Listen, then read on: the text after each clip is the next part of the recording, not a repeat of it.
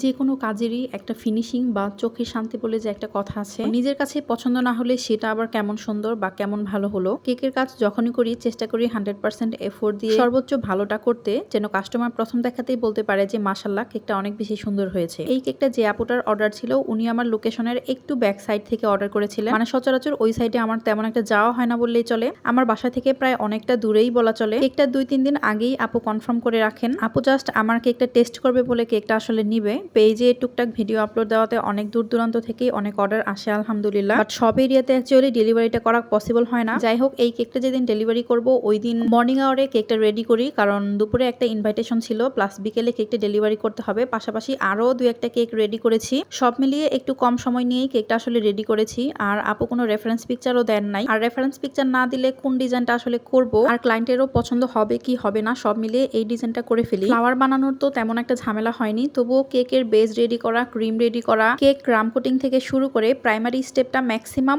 1.5 hour তো লেগেই গেছে। তারপর করেছি আবার ভিডিও শুট, তো সব মিলিয়ে প্রায় 2 থেকে আড়াই ঘন্টা 1 পাউন্ডের একটা কেকে লেগে গেছে। তাড়াহুড়ো করছিলাম না, কারণ ওই দিন এইটাই হচ্ছে লাস্ট কেক। ওই দিন আর কোনো কেকের কাজ ছিল না, যা ছিল সব অলরেডি রেডি করে ফেলেছিলাম। যেহেতু বিকেলে ডেলিভারি আর আপুটা অনেক দূর থেকে আসবে, সবকিছু মাথায় রেখে আসলে কেকটা টাইমলি রেডি করা। যে কোনো কাজ করতে গেলেই পরিশ্রমের পাশাপাশি অনেক বেশি ধৈর্য আর স্ট্রং থাকা লাগে। আপনারা যদি আমাকে একটু টাইম দেন, মানে 2-1 দিন আগেই অর্ডারটা কনফার্ম করে রাখেন, তাহলে আমার কাজগুলো আরো অনেক বেশি সুন্দর হয় আর আরো ভালো কিছু আপনাদের সামনে প্রেজেন্ট করতে পারি। তো এই কেকটা আপু হচ্ছে মেইনলি আমার কেক কেমন সেটা টেস্ট করার জন্য নিয়েছিলেন। পাশাপাশি আপুর কিউট একটা মেয়ে আছে যার বয়স মাত্র 4 মাস, তো ওর কিছু ফটোশুট করবে, এটাও একটা রিজন ছিল। কেকের ছবিটা দেখে আপু অনেক বেশি পছন্দ করেছেন আর কেকটা খাওয়ার পর খুব প্রশংসা করেছেন আলহামদুলিল্লাহ। কেকটা ডেলিভারির সময় আপুকে অনেকক্ষণ লেট করাইছি, তবুও খুব সুন্দর করে হাসি মুখে কেকটা রিসিভ করেছেন, যেটা স্পেশালি আমার কাছে আরো বেশি ভালো লেগেছে।